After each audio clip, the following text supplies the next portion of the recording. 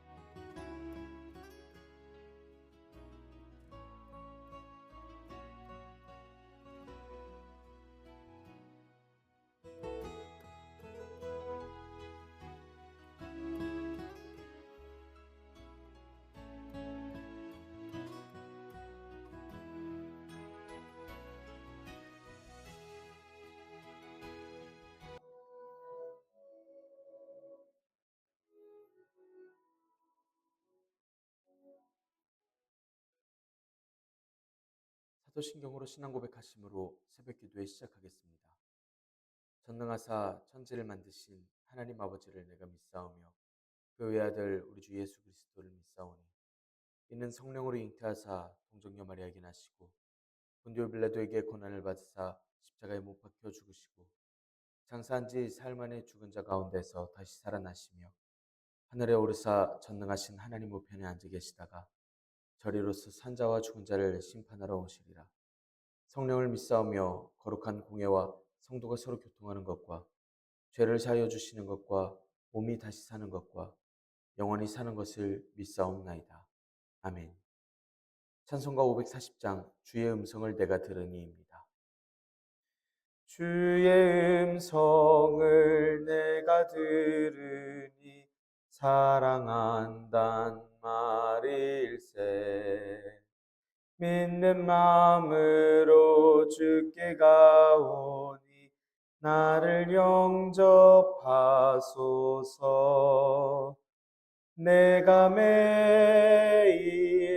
십자가 앞에 더 가까이 가오니 구세주의 흘린 보배 피로써 나를 정케 하소서.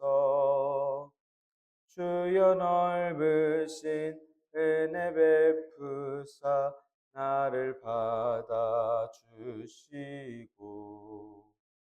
나의 품은 뜻 주의 뜻같이 되게 하여 주소서. 내가 매일 십자가 앞에 더 가까이 가오니 구세주의 흘린 보배 피로써 나를 정케 하소서.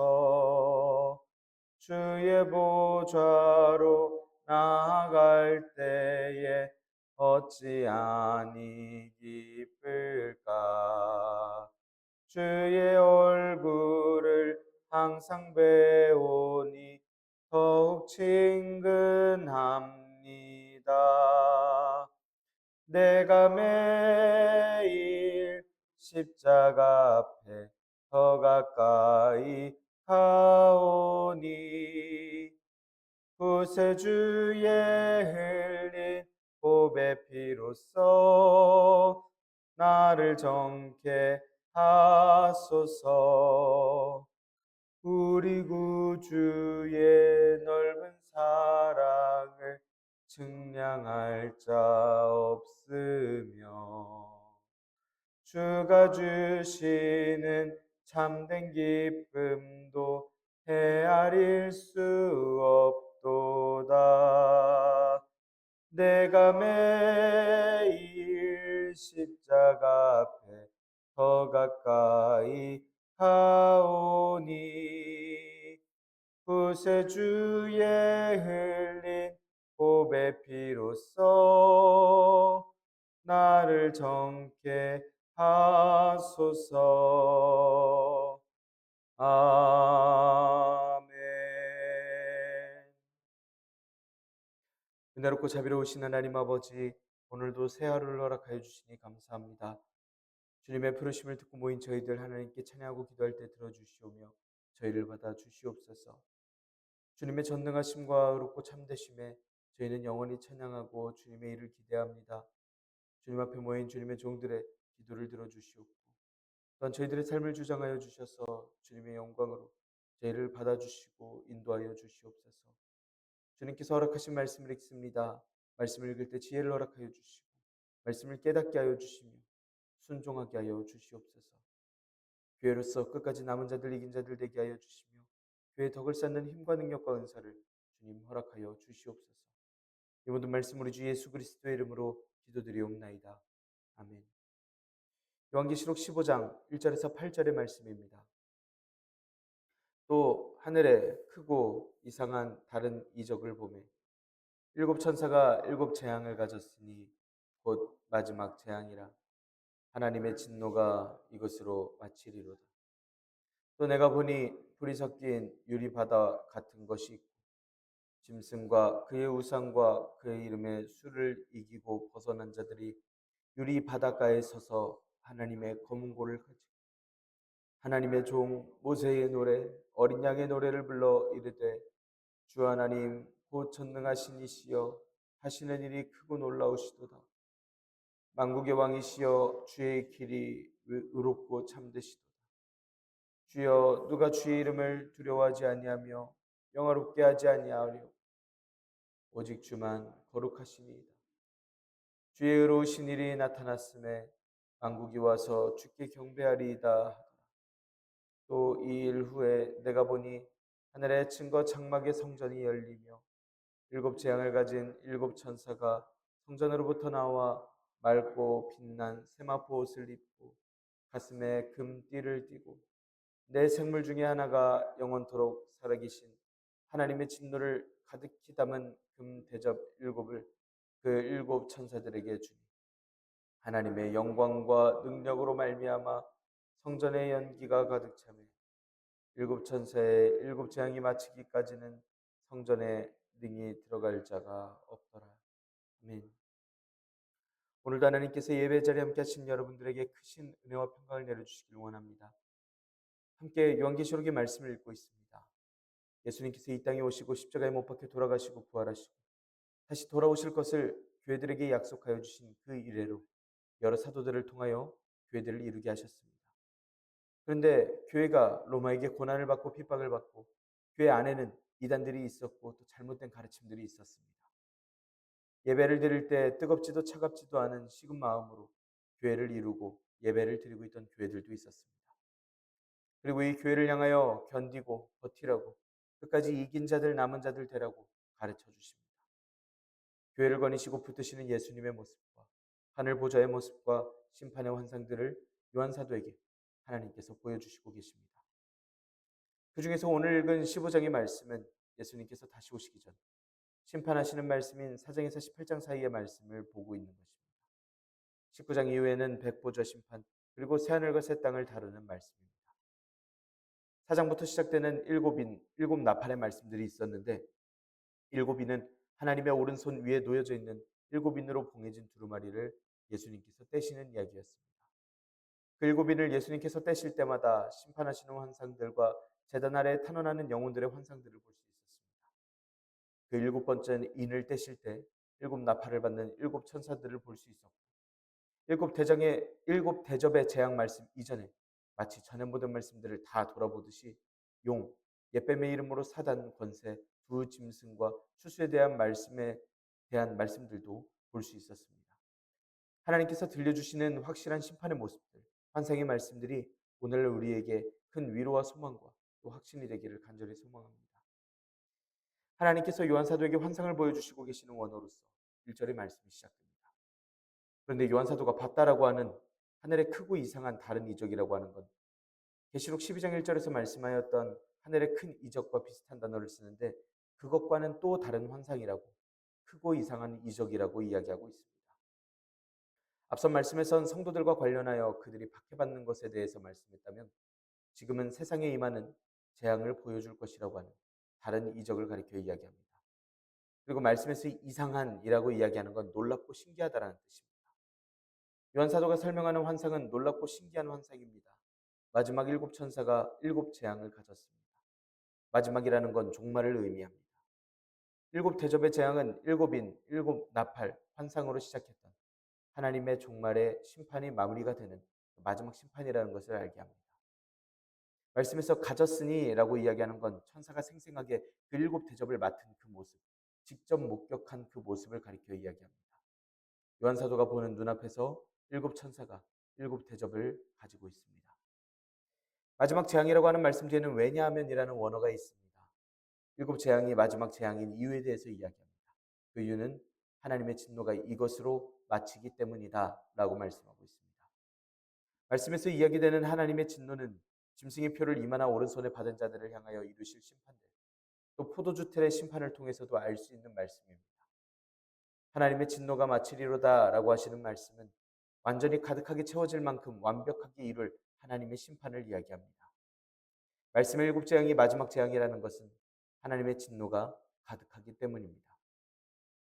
그래서 일곱 재앙은 마귀, 짐승, 거짓 선지자, 그 이름이 생명책에 기록되지 못하는 자들 모두 불못에 던져지는 하나님의 최후의 심판으로 쓰이고 있는 계시록 19장, 20장의 말씀을 볼 수 있습니다. 일곱 재앙의 숫자는 숫자 일곱, 완전한 수를 말씀합니다. 하나님의 진노와 진노에 따른 재앙을 내리심이 완전하고 철저할 것을 말씀합니다.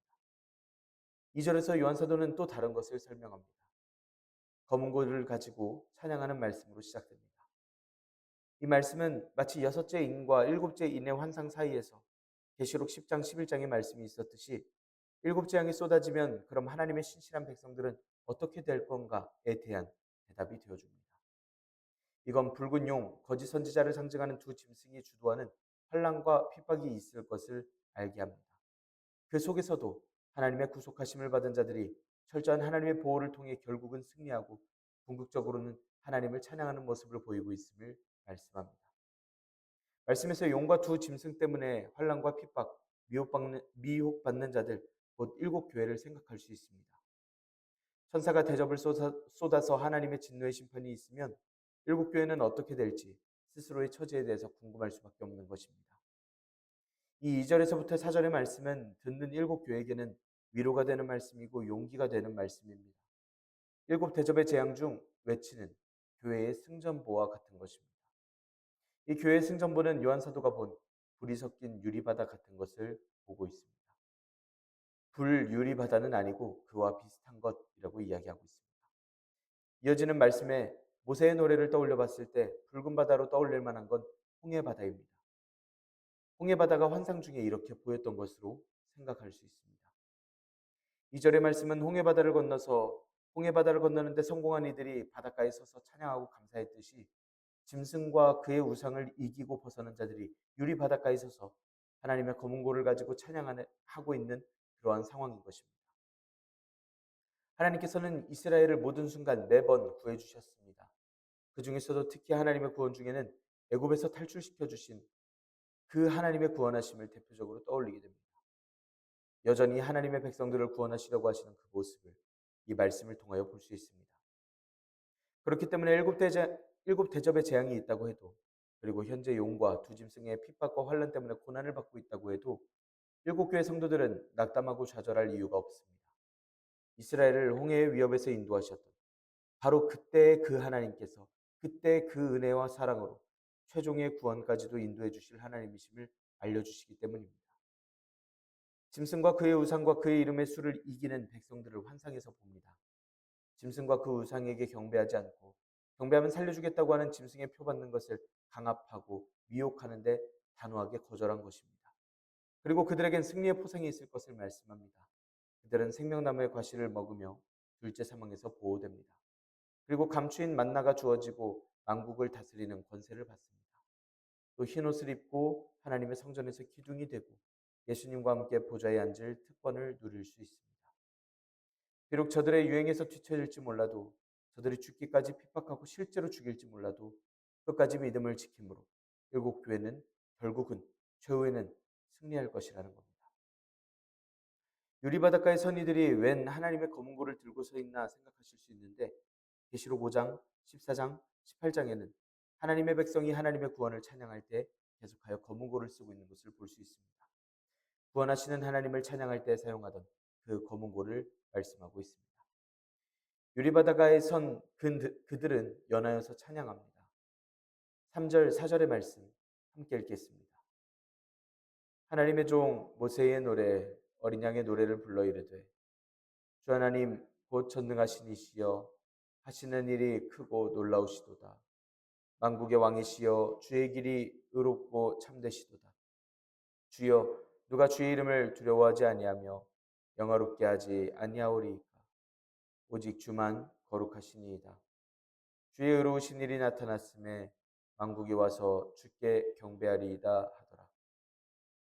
이 찬양에서 하나님께서는 만국의 왕으로서 불리우십니다.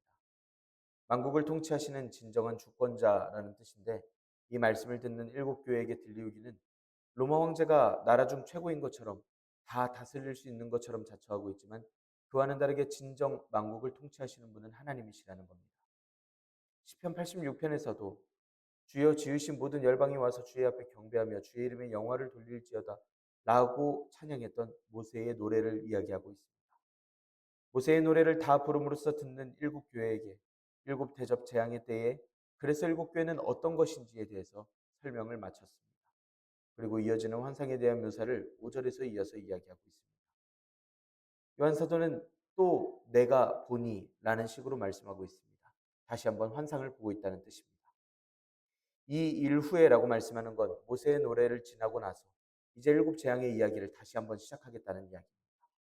그리고 요한 사도가 본 건 일곱 재앙을 가진 일곱 천사가 등장 전에 하늘의 증거 장막의 성전이 열리는 것을 봤다고 이야기하고 있습니다. 증거 장막의 성전은 하늘에 있고 요한 사도의 환상 중에도 나온 적이 있습니다. 그렇게 무엇을 뜻하고 있다고 문자적으로 해석할 만한 내용이 아니라 환상 중에 있었던 내용으로서 생각하고 이해되어야 합니다. 계시록 11장에서는 성전 안에서 하나님의 언약궤가 보였다고 할 뿐, 하늘의 증거 장막의 성전과는 또 별개의 말씀과 같이 이야기하고 있습니다. 말씀에서 요한 사도는 일곱 천사가 나오는 곳으로서 묘사된 성전을 더 자세히 언급하려고 하고 있습니다. 성전이라고만 하면 될 것을 굳이 증거의 장막이라고까지 하며 이렇게까지 자세하게 묘사하는 건 일곱 천사가 증거의 장막과 관련이 깊은 이들이라는 것을 깨닫게 합니다. 민수기 17장 18장에서는 이스라엘이 광야 생활 중에 유지했던 그 장막을 증거의 장막이라 했습니다. 그곳에 모세가 시내산에서 하나님으로부터 직접 받은 두 증거의 판이 간직되어 있기 때문이었습니다. 그러므로 성전을 증거 장막으로 부연 설명하는 건 마치 십계명의 두 증거판이 하나님의 말씀임을 알 수 있듯이 일곱 천사의 일곱 재앙 역시 하나님의 말씀이 이루어지는 것, 증거의 말씀이라는 것을 깨닫게 합니다. 하나님의 증거 장막 성전을 여심에 따라 일곱 재앙을 지닌 일곱 천사는 하나님께로부터 옵니다. 그리고 일곱 천사의 인상착의가 다음과 같음을 이야기합니다. 6절의 말씀 함께 읽겠습니다. 일곱 재앙을 가진 일곱 천사가 성전으로부터 나와 맑고 빛난 세마포 옷을 입고 가슴에 금띠를 띠고, 성전으로부터 나왔으니 일곱 재앙을 가졌다라는 저 일곱 천사들은 하나님의 권세를 가진 것입니다. 천사가 주로 하는 일은 하나님을 찬양합니다. 하나님의 말씀을 전하고 하나님의 일을 행하는 일을 합니다. 이 천사들이 지닌 일곱 재앙이라고 하는 건 하나님께서 주신 말씀, 하나님께서 주신 재앙이라는 것을 알 수 있습니다. 또 요한사도는 일곱 천사가 어디로부터 온 것인지를 말씀하고 있고 그들의 모습을 생생하게 묘사하고 있습니다. 맑고 빛난 세마포 옷을 입고 가슴에 금띠를 띠고 있었습니다. 이런 일곱 천사의 모습은 요한사도가 소아시아 일곱 교회에게 보내는 편지를 이야기하기 전에 경험하였던 승리하신 예수님의 모습을 떠올리게 합니다. 계시록 1장 13절에서 볼 수 있는데, 촛대 사이에 인자 같은 이가 발에 끌리는 옷을 입고 가슴에 금띠를 띠고 계셨습니다. 예수님의 모습을 상징적으로 말씀하였던 것입니다. 그렇기 때문에 같은 표현을 쓰고 있는 빛난 세마포 옷, 가슴에 띤 띠는 예수님의 형상을 포함한 모습을 한 천사들을 이야기합니다. 그와 동시에 천사들의 이런 모습은 제사장의 모습과도 비슷하게 생각할 수 있습니다. 세마포는 구약 제사장의 복장이었고 그때도 구약 대제사장들은 세마포 위에 금띠를 착용하였습니다. 이건 이들 일곱 천사가 하나님으로부터 보내심을 받아 하나님의 일을 행하는 이들임을 알 수 있게 합니다. 그들이 입은 세마포가 맑고 빛났다라는 것은 천사들의 고상하고 거룩한 면모를 설명하는 것이고 금띠는 그들의 영광을 보여주기도 합니다. 하나님의 심판 사역을 행하는 천사들에겐 하나님의 사자다운 이런 고귀한 면모가 요한 사도의 눈에 보이고 있습니다. 일곱 천사들은 각자 대접을 받습니다. 1절에서 말씀하는 일곱 재앙을 이 일곱 천사가 이미 가지고 있습니다.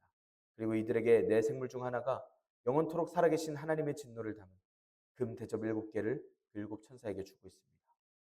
이 뜻에 비로소 천사들에게 일곱 대접이 생긴 것으로 보입니다. 근데 일곱 대접이 그 일곱 재앙을 담는 그릇이라면 이 말씀은 이런 천사들, 이런 역할을 하는 천사들인데 이 천사들이 그 일을 하려고 그 대접을 갖고 있는 것이다 라는 설명을 하는 것입니다. 내 생물은 하나님을 보좌하고 찬양하는 존재입니다. 천상에서 이런 주고받는 일들이 발생하고 있는 것인데 이러면 일곱 대접 재앙은 하나님께서 계신 곳 천상에서 전해지는 곧 하나님의 허락에 의한 결정이라는 것을 알 수 있습니다. 일곱 천사가 받았다는 건 금 대접 7개 바로 하나님의 진노를 가득히 담은 것 철저하고 완전하게 담은 것을 이야기합니다. 하나님의 진노는 포도주와 포도주 틀로서 비유로서 이미 등장하였고 여기서는 금 대접으로서 말씀되고 있습니다. 일곱은 완전한 숫자입니다. 완전한 하나님의 진노를 이야기합니다. 마지막 재앙으로서 종말을 최후를 가지고 오는 아주 충분하고 준엄한 심판이 될 것입니다. 그런데 대접이라고 하는 건 계시록 5장에서 향을 담는 그릇으로 가리키는 데 사용되었던 같은 원어를 쓰고 있습니다. 이건 분명히 하나님의 최후 심판이 하나님의 구속사적인 섭리에 따라서 진행되는 것 동시에 성도들의 기도가 포함되어 있지는 않았나 라고 충분히 떠올리게 하는 말씀이기도 합니다. 하나님께서 완전하게 마지막에 진노, 충분히 끝내실 그 진노의 재앙은 성도들의 기도의 응답으로 보이기도 한다는 것입니다. 아무것도 성취할 수 없을 것만 같았던 제단 아래의 영혼들의 탄원이 성도들의 기도가 그 연약해 보였던 아무것도 아닌 것처럼 보였던 그 기도가 이런 심판을 잊게 하시는 하나님의 행하시는 일들의 그 도구로서 사용되고 있음을 알게 하는 환상입니다. 이 환상은 기도하고 있는 일곱 교회에게 상황을 이겨내며 눈물을 흘리고 있는 제단 아래의 영혼들과 같은 처지에 있는 이들에게 성도들에게 미혹당하고 있는 힘든 성도들에게 최고의 말씀이 될 것입니다. 이런 성도들의 소망은 하나님께서 영원토록 계신 분이라는 점에서 완전히 확고해지는 말씀이 됩니다. 8절의 말씀을 보면 일곱 재앙이 천사에게 주어짐에 따라 하늘 성전에는 연기가 찹니다. 하나님의 영광과 능력 때문에 성전에 연기가 가득 찼습니다. 구약 말씀에는 연기가 하나님의 나타나심, 하나님의 영광과 능력이 보이시는 말씀으로서 출애굽기 19장 40장, 이사야 6장, 열왕기상 8장, 역대하 5장, 에스겔 10장 등 계속해서 말씀되고 있습니다. 그러므로 말씀에서 성전에 빼곡하게 들어찬 연기 역시 악에 대한 종말, 심판을 수행하기 위해 나타나신 하나님의 임재에 대한 상징임을 분명히 알 수 있습니다. 그렇다면 종말의 재앙을 쏟아붓기 위해 임하시는 하나님을 누가 막을 수 있을까 생각하게 됩니다. 요한 사도는 일곱 천사의 일곱 재앙이 맞춰지기까지는 성전에 능히 들어갈 자가 없다고 단호하게 이야기하고 있습니다. 하나님께서 계시는 성전에 들어가는 것은 오직 일곱 천사의 일곱 재앙이 땅으로 쏟아지고 난 뒤입니다. 성전에 들어가는 것에 대한 이런 정확한 시점이 언제냐면 충만할 때, 완성되고 성취될 때라고 원어에서 이야기하고 있습니다. 일곱 대접 심판 후에 그때 비로소 성전에 들어가는 게 가능해진다고. 이로써 완전한 하나님과의 교통이 성취된다라는 것을 이야기하고 있습니다. 계시록 21장에서는 내가 들으니 보좌에서 큰 음성이 나서 이르되 보라 하나님의 장막이 사람들과 함께 있음에 하나님이 그들과 함께 계시리니 그들은 하나님의 백성이 되고 하나님은 친히 그들과 함께 계셔서라고 이야기하고 있습니다. 그런데 일곱 천사의 일곱 재앙이 마치기까지는 성전에 들어갈 자가 없더라라고 이야기하고 있습니다. 이 이야기는 긍정적인 미래를 말하는 듯하지만 일곱 대접 재앙을 묘사한 계시록 16장을 떠올려 보자면 마냥 또 긍정적인 이야기는 아닌 것 같아 보입니다. 마지막 재앙이 시작되면 그 철저함으로 인해서 아무도 하나님의 심판을 막을 수도 피할 수도 없습니다. 하나님의 진노가 완전히 실현되기까지는 하나님과 세상과의 관계가 완전히 단절될 것입니다. 여섯째 인을 떼시고 일곱째 인을 떼실 때 그 사이에 마치 설명하시는 말씀이 있듯이 어떤 말씀이 있었지만 앞으로 보실 일곱 대접 재앙에서는 일곱 번째 대접 사이에 아무런 말씀도 없는 것을 볼 수 있습니다. 물론 모든 재앙과 심판이 하나님께서 이루시는 일들이기 때문에 아무도 막을 수 없는 것이 맞지만 이것이 최후의 때에 이르면 세상을 향한 긍휼도 이제 남은 것이 아무것도 없다라는 것을 들려주는 듯한 하나님의 말씀입니다. 하나님의 마지막에 완전한 진노는 이렇게나 두려운 진노입니다. 이 진노의 대상은 그리스도인들이 아닙니다. 이미 2절 4절에서 말씀한 찬양에서 드러납니다. 이 심판의 대상은 등장하는 사단을 상징하는 붉은 용과 사단의 하수인 짐승, 그리고 거짓 선지자를 상징하고 있는 두 짐승과 바벨론입니다. 이 말씀은 전체적으로 악의 세력을 향한 하나님의 전면적인 심판을 예고하시고 계신 말씀입니다. 이제 일곱 교회가 이 말씀을 듣습니다. 모든 교회에서 믿음 생활이 헛되지 않았고 내가 기도하던 것이 헛되지 않았다는 것을 깨닫습니다. 영원토록 계신 하나님께서 우리 기도를 듣고 계셨고 억울함에 응답해 주시는 하나님이심을, 하나님께서 우리의 기도를 들으시고 이제 세상에 완전한 진노의 심판을 내리실 것을 확신하게 됩니다. 마치 모세의 때처럼, 그 홍해에 서서 요한 사도의 환상 때처럼 찬양하며 쾌제를 불렀을 것입니다. 오늘날 저와 여러분들의 믿음 생활은 헛되지 않습니다. 그동안 우리의 원수에게 져주고 양보했던 것, 어려움을 겪으면서도 저들에게 먼저 웃어주고 주님의 이름으로써 사랑해주던 것, 너무 답답하고 힘들어서 하나님께 우리를 괴롭히는 저 사단의 권세를 물리쳐 주시라고 기도하던 그 눈물을 흘리던 그 모든 기도의 것들, 단 하나도 헛된 것이 없었습니다. 그 모든 건 하나님께서 들으시고 아시고 계시며 이루어 주시는 일들입니다. 아주 단호하고 확실하시고 완전히 찬 진노의 심판을 이루실 것이라는 겁니다. 이 말씀은 일곱 교회에게 수고하였다고 조금만 더 힘내라고 귓가에 직접 들려주시는 듯한 그러한 말씀입니다. 오늘 저와 여러분들도 이 음성에 힘입어 위로를 얻기를 원합니다. 더 담대히 오늘 하루를 살아가기를 원합니다. 오늘도 담대히 주님 안에서 살아가며 동행하며 남은 자들 이긴 자들 되시기를 간절히 소망합니다. 기도하겠습니다.